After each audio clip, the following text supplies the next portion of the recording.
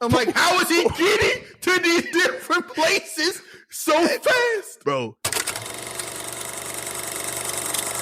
Yes, sir. Welcome back to Redacts Show. I'm your host, Wafiq, or Feek, with my co-host, my other host. It's co-host Day to Day to the building. Shout out episode 95. We're getting closer to that 100 on that honey bun, that $100 bill. Speaking of bill, make sure you guys go ahead and subscribe, like, share, rate us a 5-star. Mm-hmm. Appreciate everybody for engaging in the reels. We really do appreciate all of them. I know I'm getting a lot of heat in the Powerpuff Girls Batman scenario, but I still stand on what I said. And I also still stand on my take about black women. If you haven't heard that or listened to that, go watch those. And go watch those full episodes while y'all at it too. But with that being said, there's a movie that came out the other day with a nigga bird. A black Captain America hit the big screen, and we are going to talk about it and how we feel about this movie. There's a lot. I feel like they going into our non-spoiler review. Mm-hmm. I feel like this was a good movie, but it was not his movie. And what I mean by that is this was not a Captain America movie. This was Hulk 2. But they couldn't use Hulk. They couldn't say Hulk in the title. So they had to have a character to drive the plot. And that's what I felt like this movie was. Now, Anthony Mackie, he's a good actor. He does really good at whatever he's in. But the plot of the movie really had nothing to do with him. It had everything to do with Ross. It was just Ross kind of dealing with, you know, trying to be a different man for his daughter Betty, which they name dropped numerous times, and the main villain, which we all know is the leader. Like, that's not a spoiler. It's in the trailer. The leader trying to get something that he feel like he's owed from Ross. The Captain America, Sam Wilson, is just driving the plot. You're kind of viewing the movie through his lens. Then they set up a little bit of stuff in there, but that's kind of my big take. I don't know if that's a hot take, whatever. I feel like people agree, but I think the movie's good. I said on my IG story, 7 out of 10. Like, it wasn't bad, but it was not like groundbreaking. Like they tried to harp it up and mark it up to be. So that is my day-to-day non-spoilery review. Yeah, you're wrong. No, I'm joking. No, I'll say non-spoiler review. I really liked it. I liked it. I think not more than I thought I would. It was just about where I thought I would view it as. It was a lot of people in our theater. That was the most I think I've seen in a theater for a Marvel movie since, like, I don't know. Like, our theater was packed to the brink. I was shocked when I walked. Yeah, that Thursday. Okay. So opening night. Opening night. That makes sense. I'm glad people actually showed out, because I do feel like this movie does deserve its attendance. People going to see this, because I feel like the significance of a black Captain America is important. Mm-hmm. A lot of people don't realize that, and low-key, I don't think Marvel realizes that with this movie. But we'll see. You know, the Russo brothers, we know when they get Captain America in their hands, they make some magic. So I'm excited. I'm more so interested and excited to see Sam Wilson, Captain America, with the Russo brothers in Doomsday and Secret Wars, because I feel like they know how to make a good Cap. Yeah, in their movies. Most definitely. And just for the rest of the movie, just overall, I think it definitely was a Hulk / Captain America movie, because, like you said, Ross was pushing the point. It was focused on Ross a lot. General Ross, and it was in Sam Wilson's Lynn. But I will say, to me, it felt more like a Captain America movie than, I don't know if this is a hot take, than Civil War. To me, Civil War wasn't a Cap movie. It was a Bucky, Black Panther, and Iron Man movie. And Cap was just there because you needed something that connected Bucky and Iron Man. So that's just my viewpoint on that. And I'll go into it more later. But overall, I think the movie was really good. The dialogue to me I didn't think the dialogue was going to be good. I'll say that. I knew the movie and action was going to be good. I didn't think the dialogue was going to be good. The dialogue was really good. Everything, all of it sounded natural. Only one that didn't sound natural and was annoying was a character that everybody knew was going to be annoying. The 4'11" person. And I'll talk more about her character later too when we go more spoiler. But overall, I think it was good. I think the lowest I would give it is a 7. The highest, a 8. I think it's right in that range of 7 and 8. And I think overall, though, it was a good movie to set the tone for the rest of these movies, because some people were saying it was bad. I don't think you could watch this movie and say it was bad. Me personally, I agree. I don't think I didn't walk out of this, even though I didn't rate it as high as you. I didn't walk out of here and say, "Man, this was a bad movie." Like, I don't think Marvel can be proud of what they put on the screen in terms of this movie. Exactly. I don't think there was any point in this movie where I was like, all right, bro, I'm ready to go. So I think that's one thing they did good. And just overall, I think the action was very good. The only part that was kind of was like one of the very beginning fight scenes. But outside of that, everything else was good. And even with the, this is my last little bit of non-spoiler-ish stuff, because we said enough on non-spoiler. Anthony Mackie did good. Joaquin did good. That's his character's name, right? Am I tripping? Yeah. Joaquin Torres. Yeah, okay. I really liked really the whole cast. Honestly, people worked good together. And and the last little bit I'll say is, for them talking about reshoots, only like one part honestly looked like bad to me, at least. It was only like one real part that I was like, oh yeah, this is ugly. I wonder, we might be talking about the same part. We'll probably talk about the same part. Because I know one part I was like, ooh. Boy, I know y'all can do better than that. It was what I said, oh, this is my project. But overall, yeah, that's my non-spoilers. I'll give it, I think off that initial watch, I'd say an 8. But I say I wouldn't be mad if somebody gave it like a 7 to 8. And then that's overall. I think enjoyment wise, I had like a 9.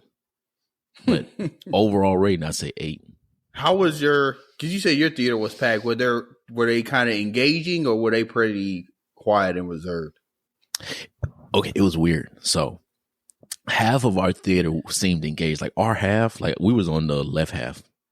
So our half was kind of engaging and like, I guess, being more reactive to stuff. The right half, they would react like only to like the very, very big points, but like to the jokes and stuff. If they were funny, our half was like laugh and burst out laughing. It was a lady behind us. She was having a ball. It was some jokes I thought was funny, but I wasn't cracking up laughing. I was like laughing. She would be in that bitch clapping and shit. So that would make the rest of our theater laugh. So that shit was funny. Okay. How was your theater? I mean, it's no secret I live in a small town, and the theater I went to ain't that much bigger. So my theater maybe had,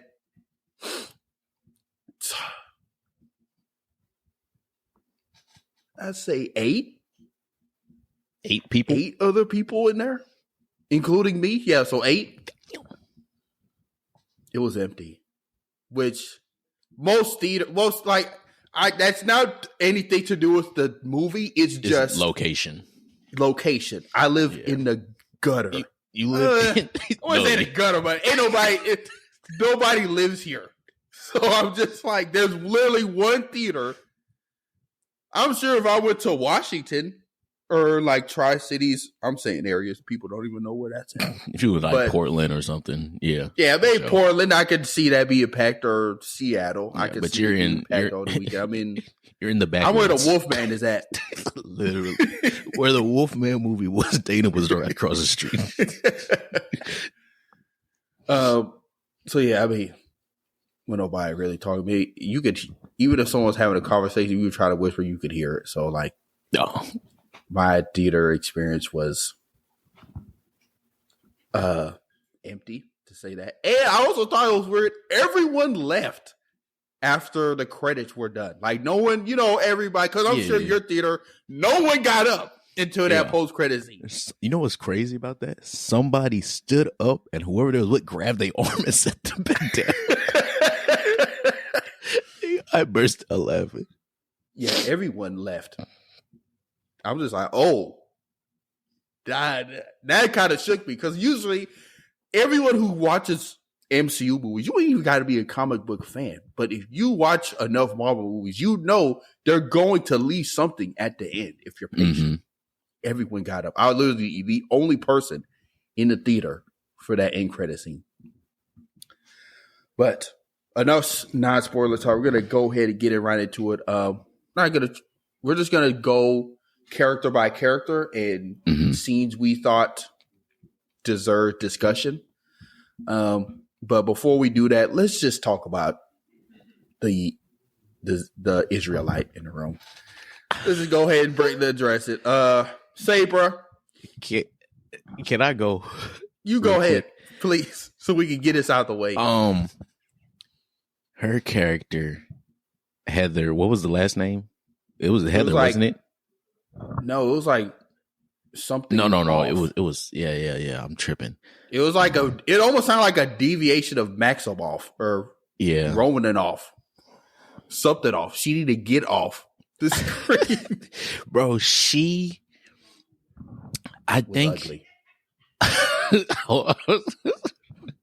I'm sorry. Her character was she seemed like she was uncomfortable acting. I don't know if that was just how the character was supposed to be portrayed, but as I was watching it, I was like, you don't look comfortable in these scenes. Like, I don't want to be that guy, but maybe as they were filming, real world issues were going on around that time. So maybe she was like, in the back of her mind, I could not make the theatrical cut. And which might have went into the reshoots, because we know it's not a secret that this movie faced a lot of reshoots. Some of them were very flagrantly obvious. Yeah. Especially at the end. Yeah. But her character, like, outside of her looking uncomfortable in scenes, her dialogue was just like, it seemed forced at times. It was only one real time where it seemed like it flowed, and that was near the very end when she was talking about Bucky. Like, that seemed like a scene she was comfortable in and talking. And all the other ones, for the most part, it would seem like forced dialogue. Not all those scenes, but a lot of the scenes seemed like forced dialogue. And like, it seemed like they didn't write lines intended for her. Damn near.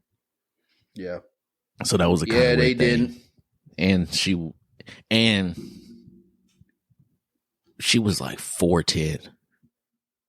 She was tiny. Oh, hold on. Because she is, I don't have her height on here. But yeah, she was little. But yeah. I think kind of forgettable. They tried to make her memorable. They tried to make her like another Black Widow, which you tried, Marvel. We already got one. We actually have two. We got more. We got one, but we got Yelena. We got Taskmaster. Essentially, we got all the ones that escaped too. They just probably will never show back up. But maybe this is one of them that escaped, because they did bring up she was in the Red Room. Yeah, but they said she was in the Red Room, but tasked somewhere else. Yeah. I was about to. Never mind. She was cast overseas for real. Yeah, it's crazy. It's a layup. It's literally a layup. It's right there. I almost scored, but yeah, I mean, I think I was kind of a little bit disappointed with how much she was on the screen. Because I'm thinking, people try to have their agendas about the movie, and I was just like, hey guys, like, I don't think she's gonna be in here a lot. I was sorely mistaken. And then did you see they tried to peek that little costume with that jacket? I was like, Marvel, I know y'all fucking lying. Are you talking about her little blue costume? Yeah. I was just like, but enough of her. Let's go ahead and talk about the big head honcho. So, Isaiah Bradley. Marvel, I don't know how y'all gonna do this. I don't know when y'all are gonna do it, but it needs to happen. We need a special presentation of Isaiah Bradley's younger days as the forgotten Captain America. We need a special like that. Get it going. We literally need, because I feel like they talk about it a lot. They've been talking about it since Falcon and Winter Soldier. Mm-hmm. We need a previous, Isaiah Bradley. Need a 1 hour special, hour 30 minutes, but just like how you did, I'm about to say Wolfman. Werewolf by Night. Werewolf by Night. We need one with Isaiah Bradley as the forgotten Captain America. And drop it on Veterans Day. Drop it on Veterans Day. Be angry. And Marvel. They would. No, I think they like it. I think they like it. They would. We could agree to disagree, but yeah, we need that tomorrow. But I'll say, because his character, I'm very glad that they, did not kill him. It was sad, kind of like to see him, back in prison. He just was literally minding his business and training Captain America. I thought his dialogue was okay. It was just like typical old man. Yeah, he was kind of funny. He was funny as shit. Hey, he was funny as shit. I liked his dynamic with Sam and Joaquin, and then honestly, he was acting good as hell. His acting was really good. But we already had seen a little bit of that, glimpses of that in Falcon Winter Soldier show. But I'm glad he got, even though it wasn't overwhelming screen time, it was enough that you cared for the character. Yeah, enough screen time to where you know about him, especially if you didn't watch Falcon and Winter Soldier, which I understand. A lot of people doing that. I mean, I understand in the sense of not everybody has Disney Plus, and by the time people do have it, they're not going back and watching 2020 shows. You know what I'm saying? So, yeah. But yeah, Marvel, we need that Isaiah Bradley special presentation ASAP. Going into Joaquin Torres's Falcon. How did you feel about his character? How did you feel like how they did him towards the end of the movie? I was like, fuck, that's wild. They got him in a wheelchair damn near for the whole second action. I didn't think they'd kill him, but I didn't think they'd do that to him. A wheelchair? Not wheelchair. Just, I was like, I misspoke. He just in the hospital. They put him in the ER. I was like, did I forget? I was like, did I blank out that entire movie? Oh man. I'm glad they didn't kill him. I think he had, if not the best dialogue, the second best dialogue in the movie. He may have been, I think he was on par with Anthony Mackie with the acting. Me personally, I think his character was, him and Anthony Mackie, they had a very good chemistry. They were a very good tandem, and they were able to move the plot along a lot. I liked his character. One thing I will say about the film, I'm glad this was a very contained film. I didn't need no aliens. I didn't need the big three. I didn't need aliens, wizards, or fucking robots. I didn't need the. They had three. a frozen robot. Hey, and, they did, but he didn't do nothing. Yeah. They now think about it. There were no aliens. No wizards. One looked like an alien. No wizards. Yeah. No robots. And no robots. Yeah, we didn't need the big three for this one. But Joaquin Torres' character, I really enjoyed him.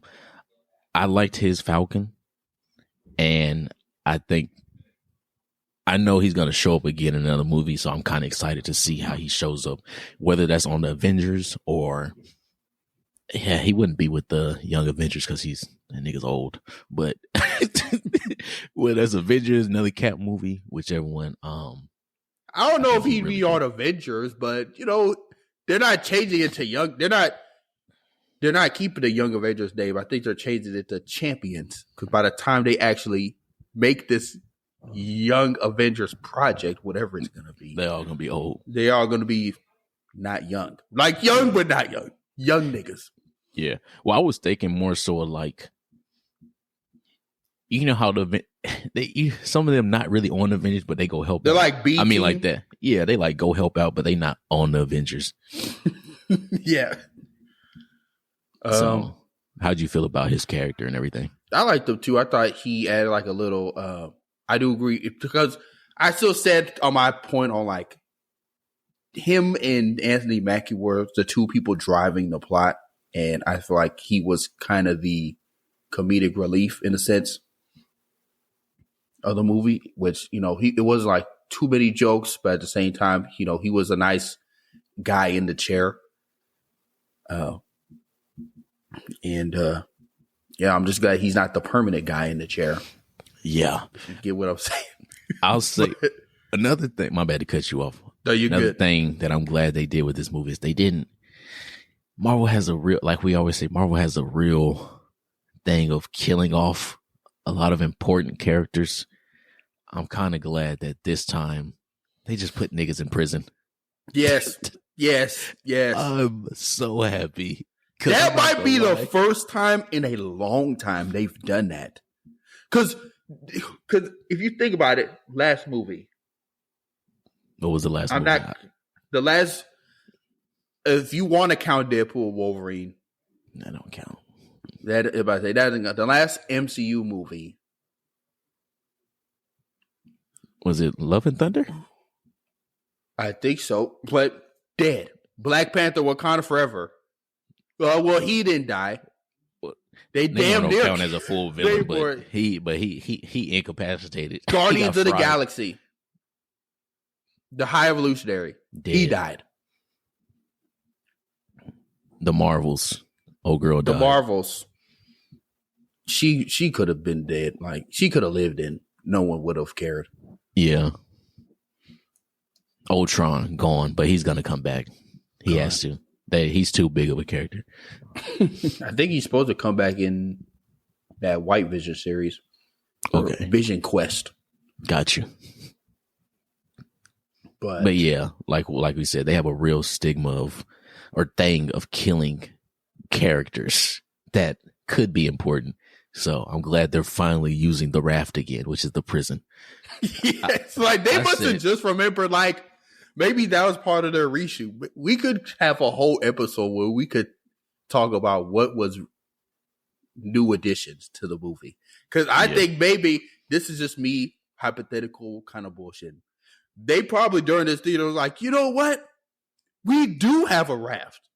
We do have a prison. Let's just put these people in prison. Especially since they're not really super, like they're not any of the big three. They're super powered individuals, but they're not the big three. They're not the high up there villains, antagonists. They're good antagonists that can move plot points, but they're not like the big bads. So, yeah. And how did you feel? Oh, one last thing about Joaquin's character before then we can move on. I really liked the end dialogue where he was talking about he looked up to Falcon or Sam Wilson. Yeah, that was a good scene. Because I think that was a good callback to what Bucky said, talking about you don't need a super soldier serum. because you relate to the regular person more than us. Yeah, you give them something to aspire to. Yeah, so I think that was a good callback for the film. But go ahead. No, I was just gonna say, how do we feel about before we get to Ross? How do we feel about the leader? I liked him. He didn't really do too much. He did some mind control. He fucked some shit up, and then he dipped.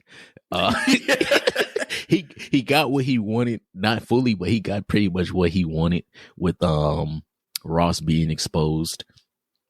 And yeah, I mean, it wasn't really nothing. I didn't have no drawbacks to him. I didn't feel like he was over the top villain. How did you feel about how they did his powers? Because in the comics, he's really just... Because in the movie, they try to make it seem like the gamma radiation basically gave him the powers of like the time stone, in the sense of he could see all these probabilities. But in the comics, he's just like an arrogant genius. Like, he just got a big brain and he's unquantifiably smarter than everybody. Yeah. But I think they had to say, I think his powers are still just he's smart, but they had to say it in a way where like I feel like they couldn't have just said, yeah, he's smart as hell, because niggas would have been like, oh, how smart is he? So they had to break it down and say, oh, he's able to see a whole bunch of probabilities and all this other stuff. So they were over explaining his basic function. So that makes I wasn't sense. mad at it. I can get behind that. Cause it is just kind of slapstick where it is like, hey, we got another big brain smart nigga. And I'm like, everyone could just be like, how many smart people do we have in this fucking universe?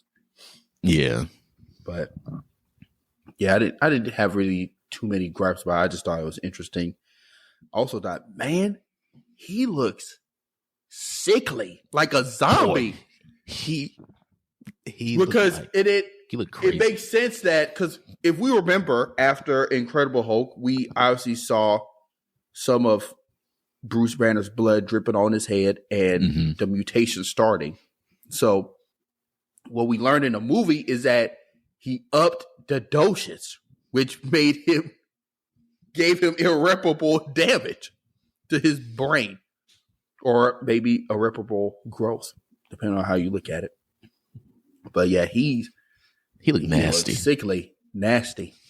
Honestly, that was a good design, because at first I thought they would still do. I knew he was in the movie, but I try not to watch any of the other like teasers. So I don't know if he was in any of the teasers or anything.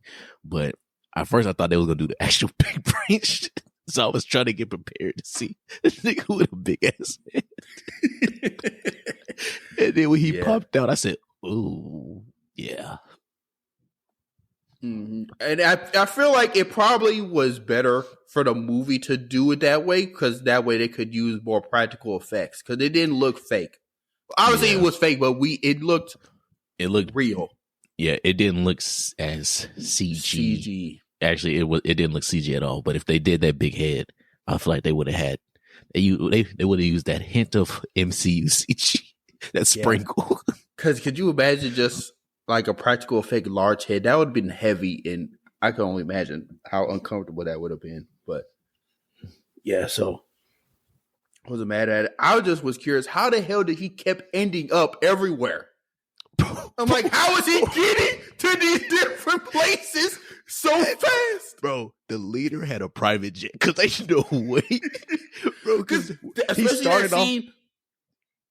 Go ahead. He started off at the Navy training base. He killed old dude, and then he ended up at the hospital within hours. I said, ain't no fucking way, bro.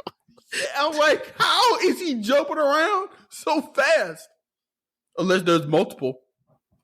Head ass, though. Let me stop bullshit.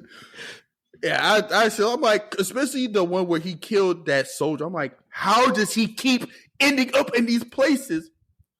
I think that was one other thing that the movie kind of could have did better, was just geographic kind of time jumping, maybe. I don't know how to word it, but they made everything seem so close, because they just ended up somewhere. It damn near seemed like same day or same within the hour.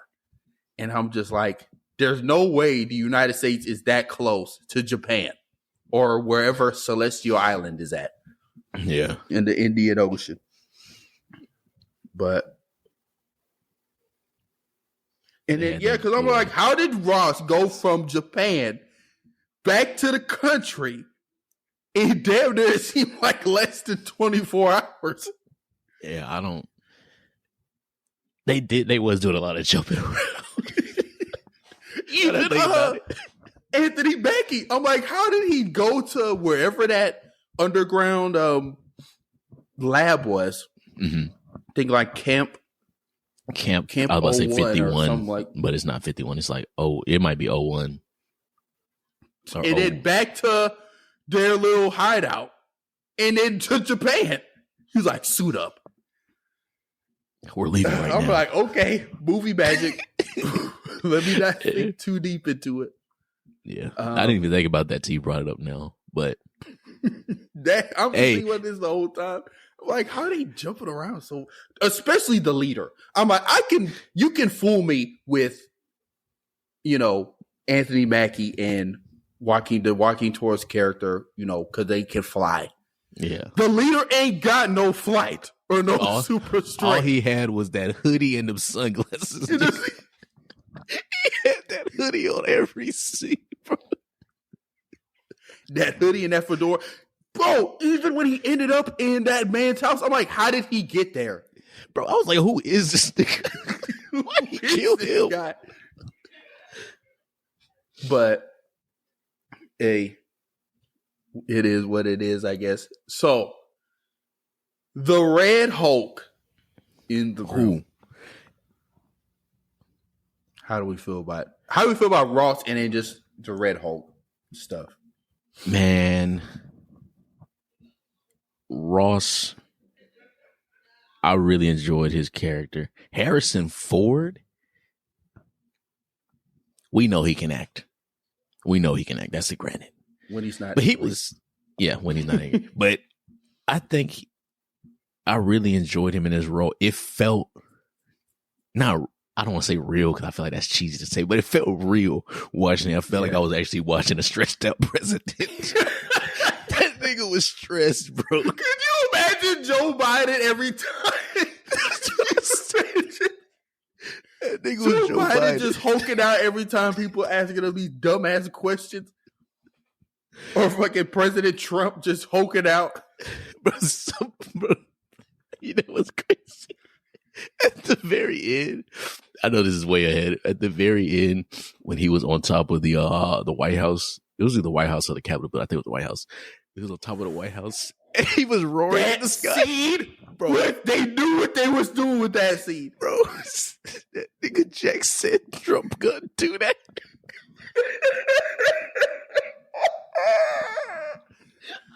I know Trump is watching this movie like, this is me. This is me. I was shot at. The flag is behind me. I'm the president. Let me find he gonna bring in Elon Musk. But hey, man, I need you to start a program under the table, hush, hush. Whatever they got in that movie, I don't care if it's fake or not. I need you to make it. But anywho, but last little bit, I really enjoyed him, and we finally got a Hulk doing Hulk shit. That was I've been waiting 10 plus years for a Hulk to do one glimpse of Hulk shit. Yeah, I didn't even feel like, almost feel bad because when it happened, I'm like, damn, I don't even know how to react because we went so long without some Hulk shit going on. She-Hulk doesn't count at all. She's a Hulk, but she wasn't doing Hulk shit. So I'm just like, man, that's why I feel like, because it just goes back to my point on how is Captain America gonna stop a Hulk doing Hulk shit? You know what? And I called it. I'm glad they showed that he can't stop a Hulk doing Hulk shit. I think that was so much better for the film to show him lose than to have him win, because it amplified the point of like, yeah, I'm just a regular nigga, bro. I'm just a regular dude. Even when he was at the end, he was like, I should have took that fucking serum, but he was full of bro, shit. Our whole theater erupted when he said that line. I was in there crying, laughing. But yeah, I'm excited to see Ross going forward, because at least I know he can do some Hulk shit. And when he did that thunderclap and fucking jumped through the building, I said, that was their time. That was Marvel's time where it was like, hey, man, we need to give the people what they want. Yeah. We need to give the people what they want. That was fan service if I've ever seen it. That was fan service. And I was in there. That might have been some of the best fan service I've seen in a minute. Since Deadpool Wolverine. Yeah. And the cinematography, I would say, for the whole movie, honestly, was good. Outside of the last points. Go ahead and talk about it. That cherry blossom scene, Anthony Mackie, you were not in that room. That is complete backdrop. Nobody. You were not. You were nowhere in there. You were not talking. You could have been in your garage. That nigga was not in that fucking space. That nigga was at his crib in Louisiana, boy. Oh my God. Him or I'm like, oh Lord, that was egregious. Yeah, that was the one point movie I said, ugh. I saw that and was like, bro, y'all just had to do it, Marvel. Y'all couldn't go a whole movie and not give us some shitty CG. Y'all couldn't do it. I'm just glad it wasn't during the fight. It was the dialogue at the end. It didn't. To me, that point, it didn't matter anymore. But God damn, awful. That joke was ugly, bro. Look, I love the movie. That joke was ugly. Ugly. That was bad.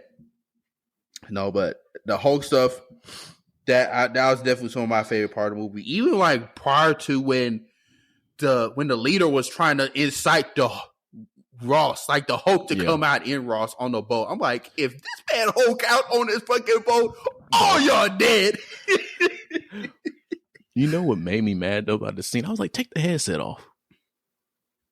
I said, I'm like, why are you just letting him caress you like this?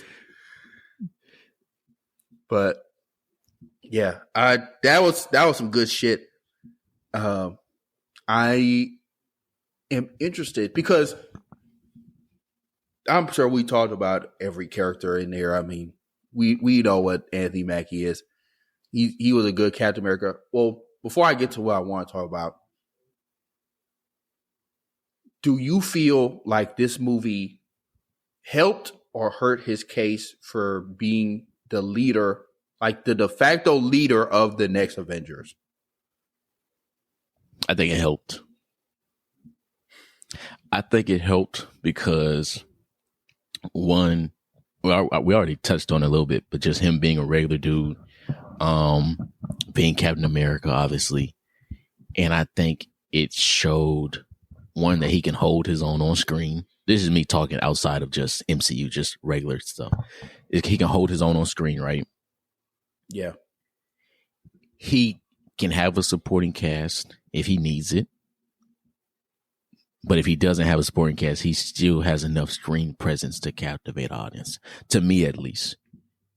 From me watching that movie, if you removed some of these side characters, I felt like I still would have had the same reaction in the movie. Like if it was just Sam and Joaquin the whole movie and everybody else was removed, I think I would have had the same damn near experience watching it.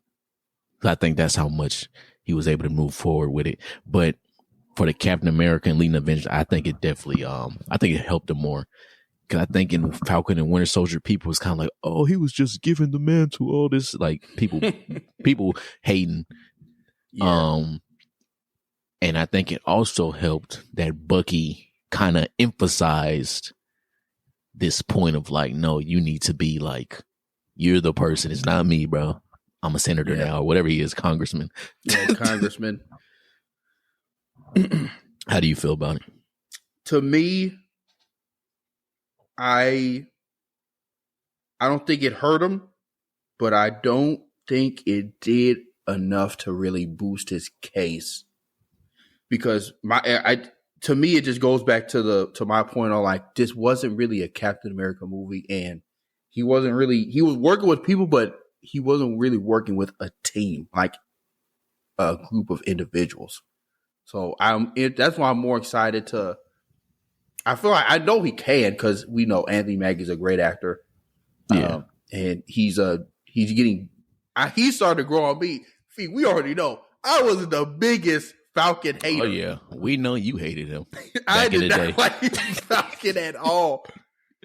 But he's been growing on me a lot, and I'm even more excited to see what the Russo brothers do with him in Doomsday and in these next Avengers movies as the leader. Because my thing is, I think that's what Marvel wants to do anyway. That's why they're hyping this movie up so much. Yeah, that's why they're which is good because they're focusing and funneling on one phase. Mm-hmm. They're not trying to figure it out no more. They're like, we have our guy. Exactly. Captain America, we gonna ride with him, and that's good. Yeah, and I'll say like, I know we didn't really like go in depth on that Captain America Anthony Mackie because everybody kind of knows stuff he did. I will say the one scene, because I'll just talk about some few random scenes. That first fight scene where he was getting beat by that no name extra swole nigga. Yeah, I was like, damn, bro. I said, this shit kind of ugly. Like the fight, it felt slow, but after that, every other fight scene felt good. Also, another scene, the very end when they were fighting the Japanese pilots and everything. Oh yeah, over Tiamat. Them aerial fights, that was some of the insane. Best. That was great. Aerial fights I've seen in a long time, since like maybe Top Gun Maverick. That's really what I think. Seeing more of those, especially in this scene, really makes me like this Captain America, like Sam Wilson's Captain America even more, because I'm like, Steve Rogers was not doing that. Yeah. You can't do that. He can't fly in a fucking and chop a blade off a fucking X-wing or chop a car in half. He can just punch and block. Yeah, exactly.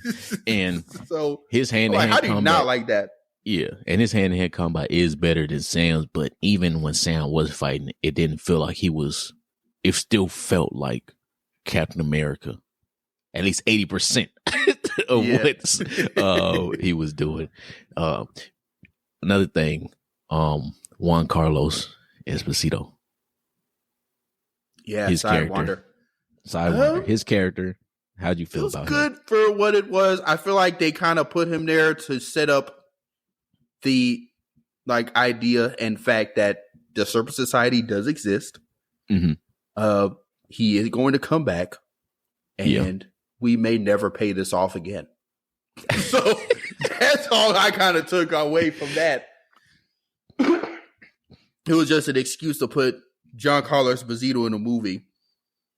But because my thing is, if they make like a Captain America 5, probably after Civil War or these next two Avengers movies, I think they're trying to close up that. I could see them coming back, like him along with the entire Serpent Society, because I think they're trying to make the Serpent Society seem less goofy than it actually sounds. I'm like, you need to tell me it's a bunch of people dressed as snakes going around here doing some snake shit.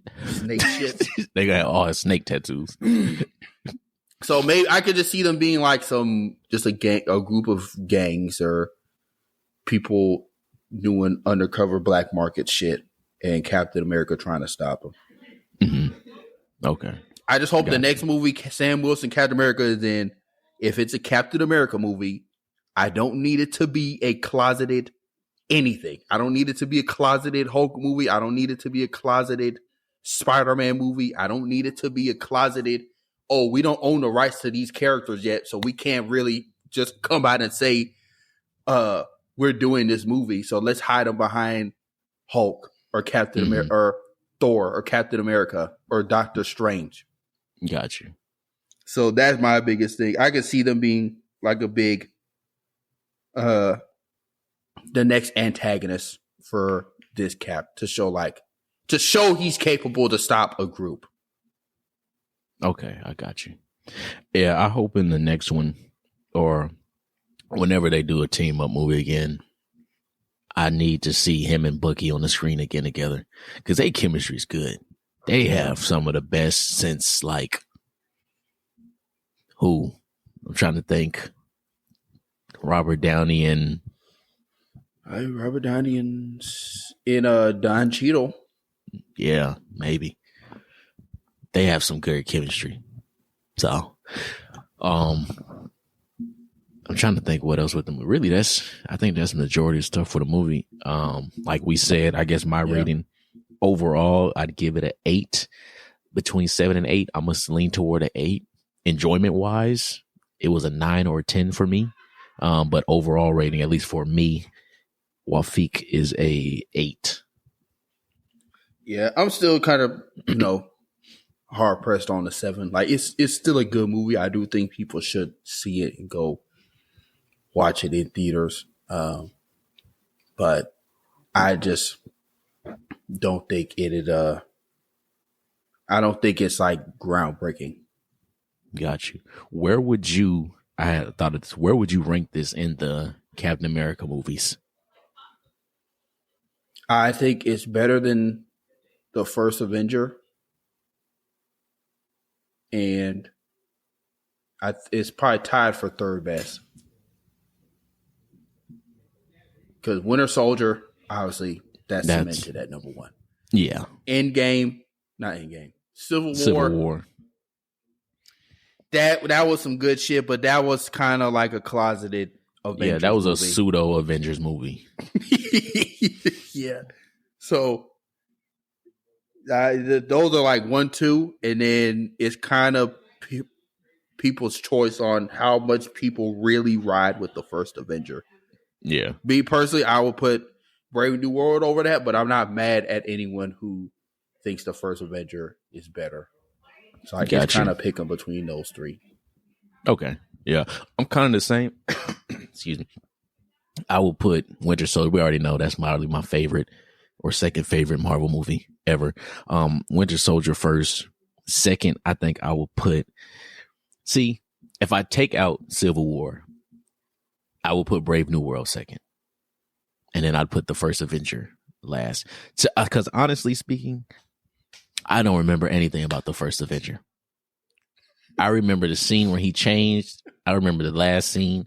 Everything in between, I don't remember. So maybe I'd have to rewatch it to know, but just rethinking about it, I would put Brave New World second. If I add in Civil War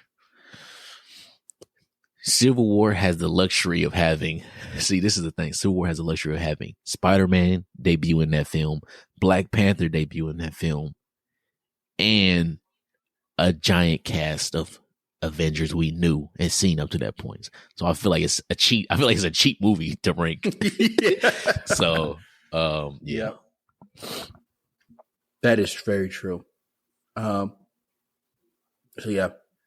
Also, one last thing, the adamantium, that was their, I think here's what Marvel's doing, in my opinion. And you can have your 2 cents and we can move on. But I think what Marvel is doing is setting up the end road after Doomsday and Secret Wars.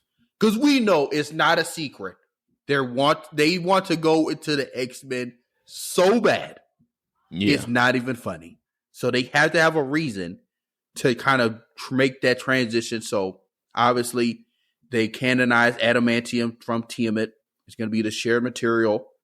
I can see them, maybe not coming back to that in the next few years or probably after, Doomsday, because they want to have an outlet to come back to when they're like, hey, we got adamantium. We got a guy that's been alive for X amount of years since the Reconstruction era. Like in Civil War. Who's been a mutant? We need we want to have you inject it. So I feel like also that plus the camp, because that camp is abandoned now. I would not be surprised if they come back and use that camp as like a pseudo weapons plus testing agency or department, and then they name drop or have like William Stryker kind of over that, or they bring him later on in some movie, whether it's the Thunderbolts, they could do that, or maybe have some name drop folk, and just start setting those seeds up for the next phase, which we know is mutants. It's not Marvel's not. Kevin Feige is ready. Yeah, they already said to jump into some X-Men, and it's not even funny. That's why they've been talking about all these different directors, even though I don't think nobody's been confirmed fully, but they got like Russo brothers want to do it, or apparently, or all these other directors. But yeah, I think Coogler, he could definitely probably do it. Actually, not probably, he definitely could. But I think you're on the right track with saying it was an alley-oop for a later time of saying here it was a here nigga down. Said nigga, yes, the X-Men are coming, so here's your adamantium. Yeah.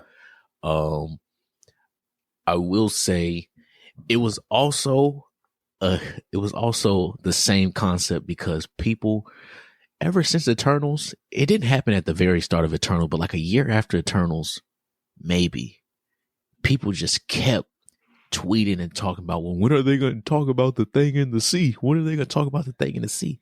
Yeah. And just like, you know what? We need a reason to talk about this. Let's just say I can imagine this was how this meeting room went. They're like, guys, it's been how many years since Eternals, and we still have not addressed the Tiamat in the room? How the fuck are we just gonna leave? How are we gonna talk about this? And someone was like, well, you know what? We haven't actually addressed adamantium, and we don't really know what we're gonna be doing with Black Panther, because in the comics, adamantium is just isn't it more rich? It's like a more refined version of vibranium, I believe. Or it's like an alloy, a mixed alloy of vibranium.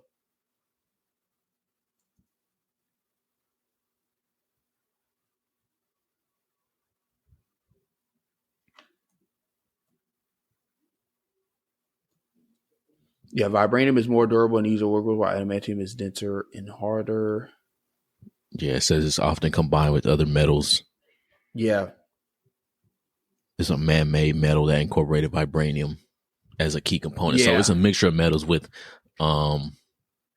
vibranium in there. So they're like, how are we going to just talk about that? And they're like, you know what? This whole celestial in this room, in this ocean, he was just made out of adamantium.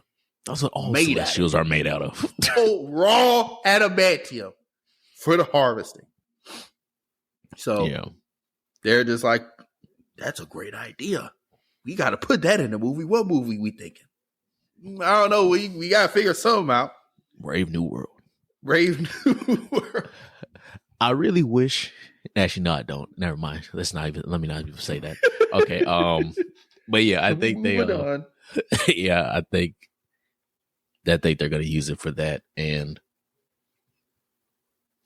another thing, this is me ranting right now, slightly ranting. This will be like 30 seconds. With that, with the thing with people talking about Eternals, right? Of like, well, why aren't y'all mentioning that? It was just so much stuff in the MCU that's never been mentioned again. It's like, bro, calm down. It's lost in the ether. Yeah, like shit gets mentioned like years later, but calm down, bro. And it's another point I want to make, but I'll say that for like getting our bag or something else. So yeah. Yeah. All in all, go watch Brave New World if you haven't. Go support not just Captain America, but a black Captain America. Even if you think you have superhero fatigue, honestly, I think overall the movie is very enjoyable. I don't think you can go in there and say, this is bad. And then if you are on the fence of saying, well, he doesn't have powers, I think that's one of the good things about the movie. Yeah. Most definitely. And it's like tied to his character. But we go on and on about this movie. But with that being said, we're going to move on to our next kind of little topic of we'll probably just save the Thunderbolts trailer for another episode. But I know you said you wanted to talk about the Fantastic Four. Oh, it's really just like 30 seconds. So I was sitting there and I was thinking about the title, First Steps. I'm like, damn, bro, Franklin Richards really is about to be in this hole. Because I know that people have kind of said it, like they even said in the trailer, she looks pregnant, but they didn't like add the CG or the actual piece on her. Like the way she was walking. Yeah. And I was like, damn, First Steps, Fantastic Four, First Steps. They're becoming the Fantastic Four, but also first steps for a child. I said, oh, yeah, Franklin's in this hole. Franklin's in this movie. I think that's supposed or rumored to be like one of the reasons why Galactus is coming to this world, because he senses the birth or the coming birth of Franklin Richards. Boy, he said, I need a herald that ain't Silver Surfer. He said, I need somebody stronger. But yeah, that was my only thing I thought Maybe about. Maybe the Silver Surfers come to kill Franklin again. Oh, because he poses a threat. Theorizing. Yeah, this is just theory. We don't know anything about the movie. They come to the world to kill an unborn baby. That's crazy. Because they know he's a threat to their livelihoods. And Galactus comes to stop them. They're doing what Don Cheadle suggested to do to Thanos. He was like,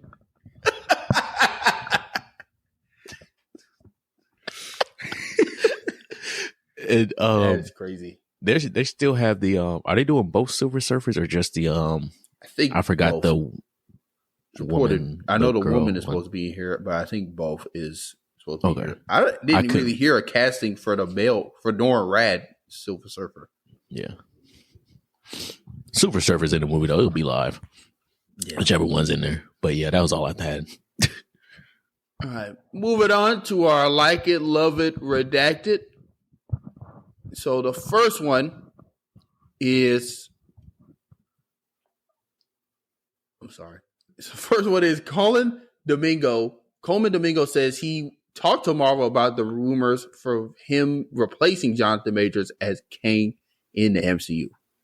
For those who don't remember, when Jonathan Majors, before he got his life changed, he, there are rumors that since they fired Jonathan Majors, that they would cast Colin Domingo. He was like the number one kind of fan casting, rumor that he would take the role. And Colin Domingo comes out and says, quote, I want a role to be mine. Whatever that role is, whatever I develop. Something didn't feel right of me. Like, oh, I replaced someone? So pretty much saying it wouldn't have felt right to him just to kind of take someone else's role because of what they were dealing with on the outside. So how do we feel about these comments? I respect it. At the same time, I was just like, damn, man. He would have been great. Jonathan Majors was great, but he would have been great too. It would have been a good trade-off. But I respect it. So hopefully he does do the what's it called? Norman Osborn. Yeah, live action Norman. He is killing it in that TV show, The Friendly Neighborhood Spider-Man. So yeah, I dig the respect because I appreciate that. That just leaves him room to be someone else. Exactly. HBO confirms that House of the Dragon season 3 will start with the Battle of the Gullet, which is supposed to be the bloodiest sea battles in Westeros history. Do we like, love, or redact this news? We love it. And hopefully them niggas are on a boat longer than one episode. That's the key. We love the news, but they got to live up to those promises because they kind of did that this last season with like, oh, it's gonna be so many dragons, we're gonna have all these battles, people are gonna die. They had one battle and one real death. Like, yeah, people died, but one important character death. Yeah, so hopefully all that setting up they did with the last season makes this fight a lot more, because for him to be the sea snake and all this stuff, he was not on the sea, boy. Yeah. We need to show me why they call you the sea snake. He was looking at that ship being built every episode, bro. I said, God damn, when you gonna do some shit? When you gonna do some shit, man? You over here sad in this fucking castle? Go down to the room. Go do something with your life.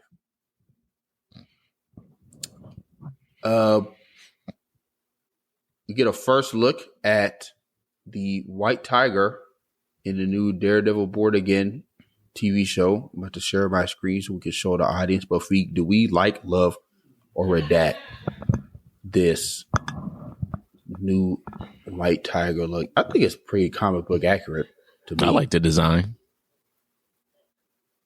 Yeah.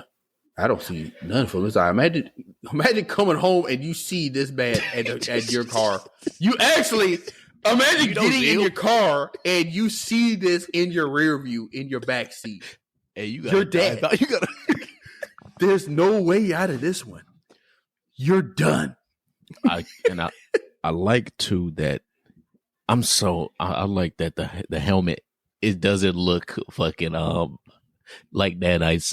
I'm so tired of nanite technology helmet, bro. That's the one thing I'll say. Since they introduced that, all the characters having those helmets, even Sam had it at a point on that movie. But yeah, bring back all physical helmets. Let me see the physical damage being done to your helmet or mask. Yeah.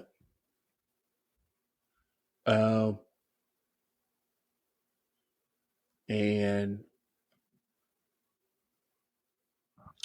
finally, so this last one, I'm going to save that for another episode because that's not really a like or redact. It's more of a conversation. Okay. Oh, I lied. This is the last one.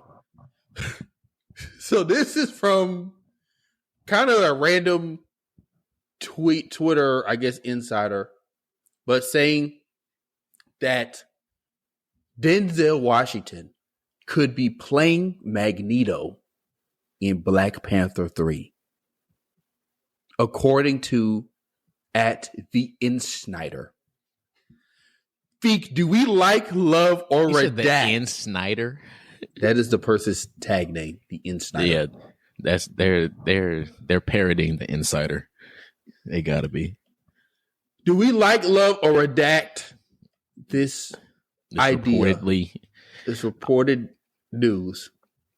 I don't want to see Magneto in a Black Panther movie. Just me personally, I don't see the point of having Magneto in Black Panther. Even if it is Denzel, I can see where you could say, "Oh, he's." Actually, I can't see the reason for him to be. I just tried to convince myself I don't see no damn reason for Magneto to be in a Black Panther film. It could be Denzel, but what are you doing in a Black Panther film? And why would that be Magneto's debut? That makes no sense, and that would be kind of, I won't say a slap in your face to your fandom, but it would be a slap in your face. Because, like, why is Magneto in a Black Panther film and not an X-Men film? It's just, it's just, yeah. So that's more than likely fake. Yeah, I'd say redact that. There's I was kind of just going through the comments and there was just kind of like a lot of discourse. Obviously, there was a poll saying that, do you want to see this happen? And it was like 85% said no. A lot of the reasoning because obviously Magneto is Jewish. Like, he's a survivor of the Holocaust, which at this point was how many years ago? So that is we've had conversations about kind of race swapping and different things like that, but like that is an integral part of his character trait. Yeah, that is an integral part of his character and why he hates humans so much. Exactly. Now, Denzel, if you want to spin that to say he grew up during the civil rights era, now you're kind of getting into an unneeded discourse on like which era was worse.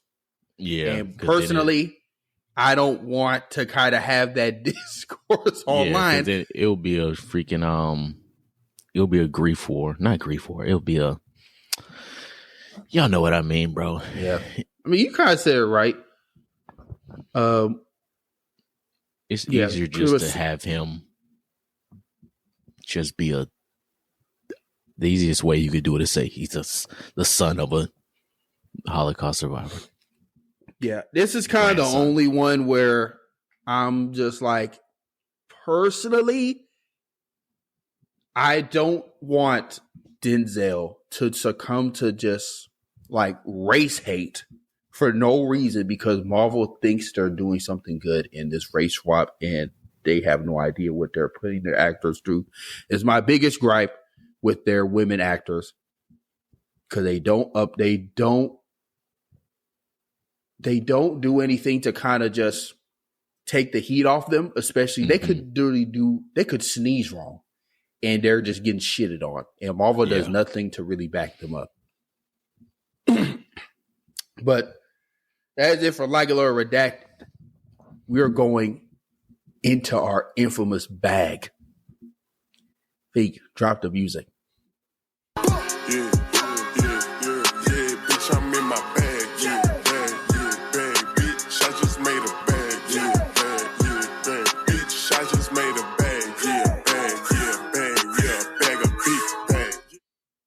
We need a bag. Like, we just need to get a bag. We can make that happen for sure. We need a bag. I don't know what it looks like. But for this questions, getting our bag is from a friend of the show, Jackson. And he gave us, so he sent us a tweet that I'm trying to find right now, which I just did. Let me share it. So Jack sent us this tweet with like Marvel's 3 female pillars. And his question was, who do we think is Marvel's most iconic woman? Ooh. Feek, you start off. Most iconic woman, I would say is, I think can be a debate, but I think it will be Storm. Me personally, I think Storm is the most iconic, just on the account of I can't even say the word, being recognized at least. Yeah, recognition. Yeah, exactly. On recognition, and then just abilities as well. I think one that has gotten more recognized recently, even though for comic book people it was already high, but Wanda. But I think for like the average fan, average person, Wanda has been kind of pushed more now. But I think, honestly, I think it's Storm. Yeah, I think it's, in terms of most iconic Marvel woman, I think it's Storm, but to be honest, to go back to the 3 pillars, I think they're all X-Men. Because I immediately saw that, and I was like, someone here does not belong. And I'm sorry, Wanda, but you don't belong up here. Now, technically, Wanda is a mutant, but is she an X-Men? No. So, because my thing is, the 3 Marvel pillars when it comes to women heroes is Storm, Jean Grey, and Rogue. That's it. It's undisputed. Miss Fantastic, the Invisible Woman, Susan Storm, is the fourth. That's the Mount Rushmore of female Marvel characters. Mm-hmm. Then it's Wanda and everyone else. It's a tier. They're the four, and everyone else everything else is below. Under it. They don't come close. And you know what the crazy thing is? Not crazy, but I think one thing people don't always realize is I think the best written women characters for Marvel are practically all mutants or X-Men. And I think also in saying that, I think some of the best written characters in general are mutants or X-Men. Or just mutants in general. Yeah, like I said, I think those are some of the best written characters. I agree with that 100%. I think it's kind of, in terms of like the most iconic Marvel character, it's a toss-up between, it's almost like a three-way tie, but Storm kind of takes the edge. And then it's like a two-way tie between Jean Grey and Rogue. I think Rogue gained a lot of ground with that X-Men animated series show, and just how she's written as a character as a whole, and just like her power set. Like she had the ability to absorb anyone's power. She's essentially like a country superwoman, but she can't touch the people she loves, literally and figuratively, because so she's like ostracized by that. And the person she does love, like Gambit, she's worried that she would kind of kill him, but he don't care. He's just a Cajun bumpkin that just wants some road action. Good loving. He's trying to make a name for himself here. One other thing I think that helps with a lot of the mutant or X-Men women characters is, for the most part, and most of their runs, they're not really written as damsels in distress. Some of the most iconic lines and things done by women characters in the MCU, I mean not MCU, the Marvel comics, is women. Like Wanda, No More Mutants. Every comic book fan, for the most part, knows that. Mm-hmm. Storm, Jean Grey going Phoenix. It's all these things they have going for them. Sue Storm as well. So I think you kind of said the right thing. I think those are the four, but I think Storm. I think you can make a debate for all four if you want to say who's number one by a little bit, but I think Storm honestly is the most iconic. Yep, I'd agree. All right, so we're going into our final segment, our redacted rule for the pod. Fee, do you have your redacted rule? Yes, my redacted rule, and I think I've said this before, is enjoy what you want to enjoy. Don't let like outside opinions stop you from enjoying things. So like even with this movie, it was a few people who had big accounts saying, oh, this movie is, we're talking about Brave New World right now. This movie's terrible. But as you see all these people actually going to the movie themselves and forming their own opinions, it's like, hey, y'all lied to me. This movie's pretty good. Or this movie was decent enough that I enjoyed it. It may not have been the best thing, but I enjoyed it to watch. So just enjoy what you want and form your own opinions. Yeah. My redacted rule is don't just be a rock, be a diamond. Because the difference between a rock and a diamond is one shines under extreme pressure. So don't just be a rock, be a diamond. With that being said, it's been your boy Dana Dane. It's been another great episode. Appreciate all the likes, comments, subscriptions. Make sure to rate us a 5-star. It's been your boy Dana Dane. It's been your boy Wafik. And we out. Peace. I got ahead of myself, huh? Recipes call me, I'ma show 'em how to shoot. On the 4-5, jump in the ass, my crew. Yeah, I'm step with a fan, keeping all of the hoes on mute. Pull up park, could be yellow with a brew. 48 for a quick burst. Crazy 8s in the back, yeah, the trunk on hot like a cube. 40 on me when I'm in the backseat. Blotter, paper pre-cup, Chris make juice to the drop like ink. Chain came with a clean plate, came with a sink. The Parator came with a mink. Tricones white like paint. My hoe by the hoe cause she know it's my king. Hit on my side, cause I drop a song. Think you should hit up the link. The phenotype came from the pink Colombian thing. Yeah, the genetics unique. Cellular right on the beat.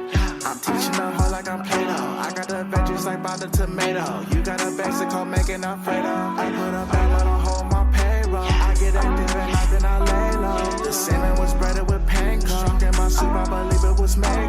Got my Soviet clutch in the Draco. It was bacon, we taking your cake though. I got the tree like a poplar. Banco. I've been at 10, ain't no